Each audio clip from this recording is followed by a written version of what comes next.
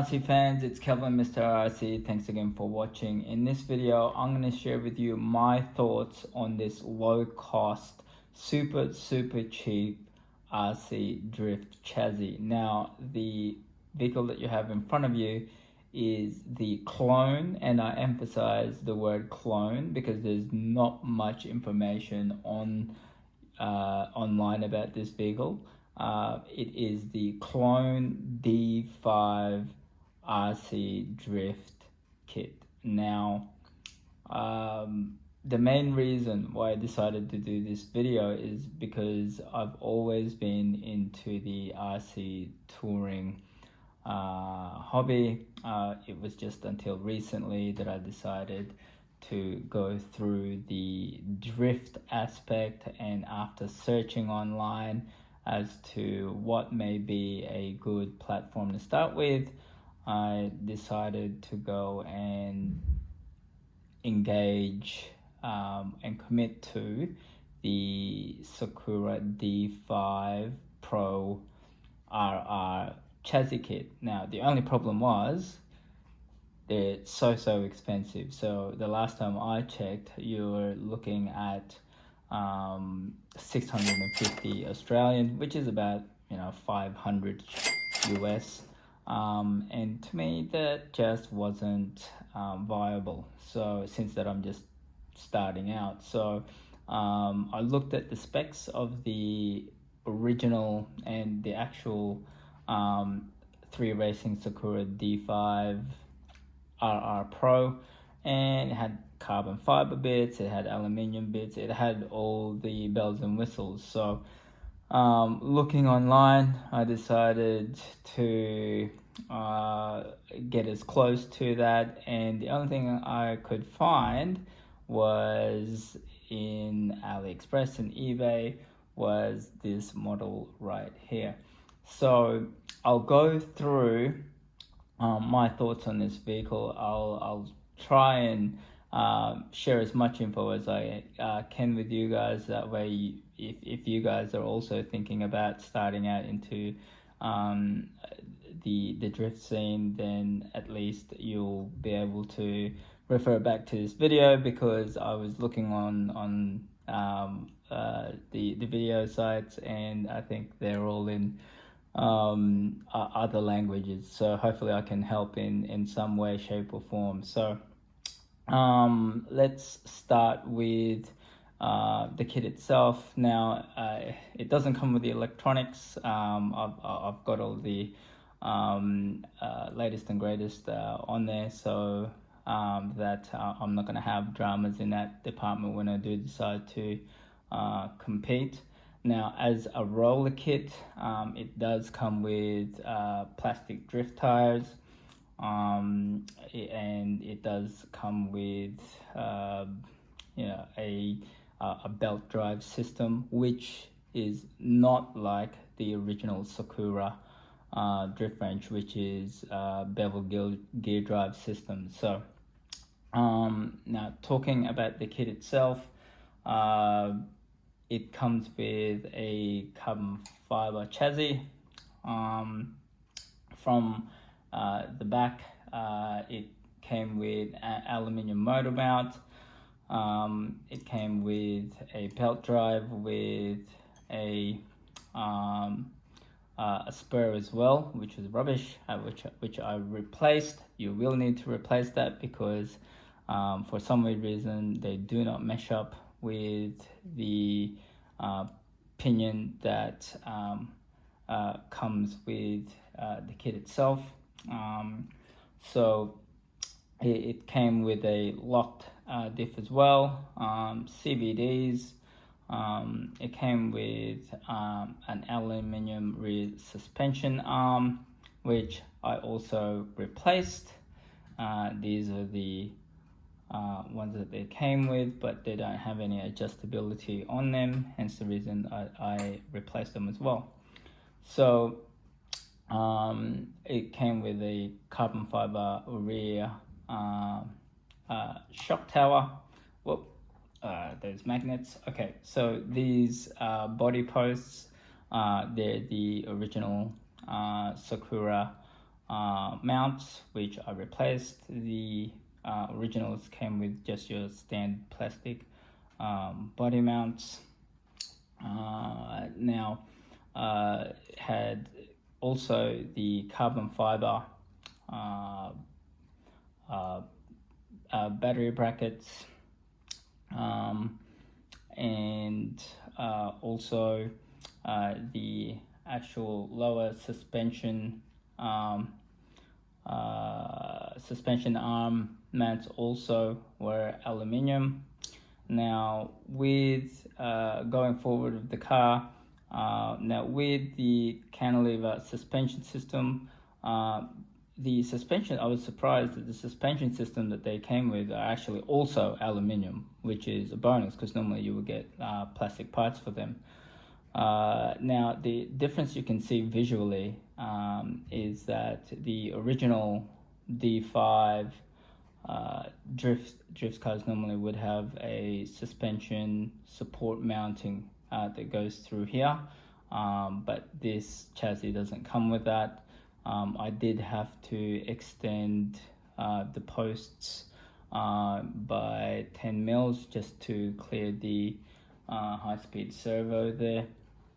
Now the front suspension arms that came with the kit were plastic. I've kept the top suspension arms the same because they're fine, but for adjustability I replaced the plastic ones, the lower suspension arms to the front as usual. As per the rears, the suspension, the lower suspension mounts are also aluminium. Now the mounts for the cantilever suspension system are also aluminium. So you can tell that the vehicle itself, the chassis itself, has a lot of aluminium already in it. So I've literally just replaced just the wheel hubs into aluminium. I replaced the rear suspension arms to be aluminium. Also, even though they did come aluminium, but just for adjustability, you can make the car wider with these other ones, and it was only about I think $11 or something, which is super cheap. Now the front and rear mounting bracket bulkheads, sorry, were plastic on the kit, and I had that replaced with the original 3 Racing D5 bulkheads, the aluminium bulkheads, which gave it some rigidity. And also I was a little bit worried that they wouldn't match up since that the original D5 was a gear drive system, but with this having the belt, the only thing that I had to do was sort of bore out one of the holes on there just for the motor mounts to go in properly, and yeah, look, it works fine. So going back to the actual gearing system, I replaced the spur gear that came with it because I'm running a 10.5 motor with the original spur gear that it came in. It was I don't know what they were thinking. The pitch is wrong. It doesn't mesh up with the pinion gear that it came with, and it sounded really terrible. So but now it's sounding whisper quiet, even with especially with the belt drive system, because it is a true pitch 48 pitch system that I have in there as well.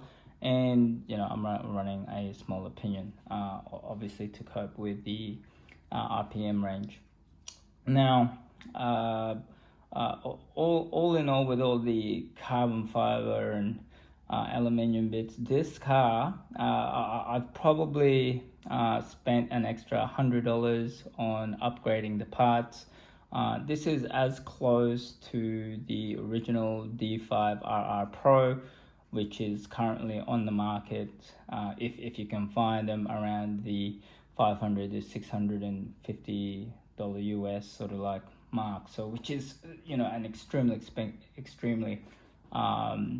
expensive kit to buy. But with this kit being 100 US plus, maybe $60 in upgrade parts, I've got exactly the same sort of chassis. So I've already tested it with. Obviously you have to get your high speed servo and your motor and everything, and you've got to make sure that everything's set up properly.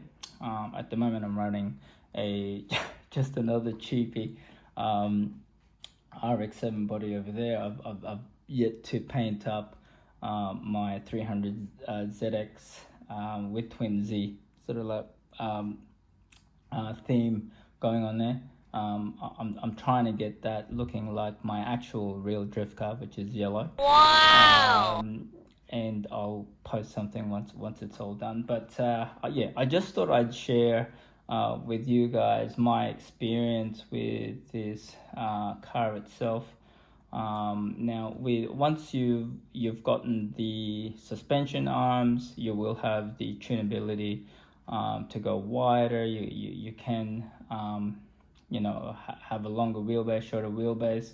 Also, the steering system on them actually is also aluminium. As a standard kit, I didn't have to replace that, which was a bonus. So lots of aluminium stuff, lots of carbon fiber stuff.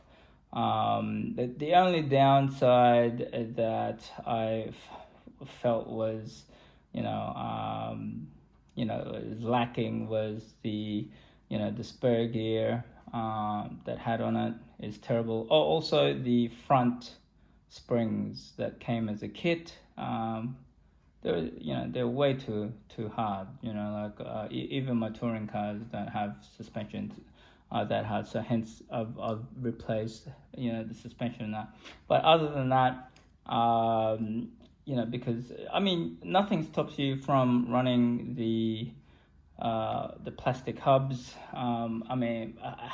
It came with a standard box, no graphics. It came with the wheels, so once you chuck your electrics in, it will run, but it won't run very well. So, and I've always wanted to, run my kits, as best as they can with all the upgrades as possible. So with this, the only thing that I can possibly see in changing in the future is probably maybe running a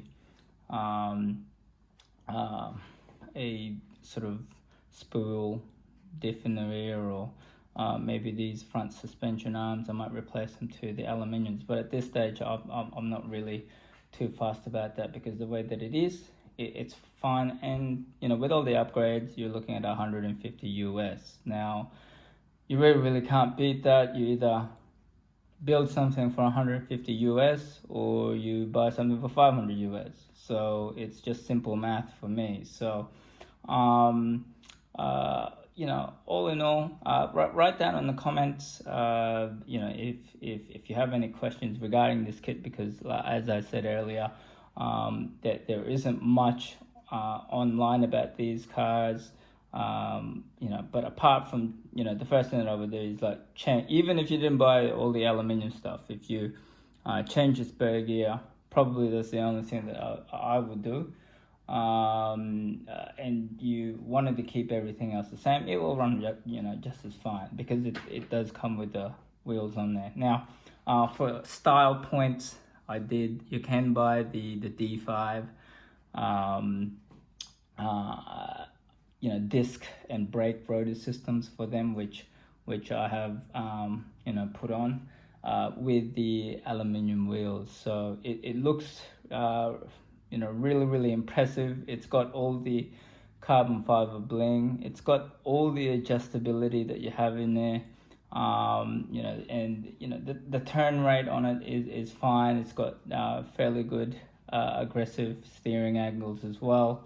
The only thing that worried me was whether these bulkheads were gonna marry up with the belt drive system, and I haven't seen anybody do it, but I have. So you guys can also do it if you want, but the D5 bulkheads front and rear will bolt on straight to this. Okay, so if you're worried about whether they will, because they're not cheap. I mean, I think they're probably more expensive than all the other sort of, because they are the original D5 bulkheads, and I think from memory it's they cost me close to 50 Australian, which is about $30 US. So, but all in all, $150 US for a fully upgraded carbon fiber aluminium drift kit. You simply can't go wrong. So if you have any questions or anything like that, please feel free to drop a line, and as usual, like, share, and subscribe. Thank you.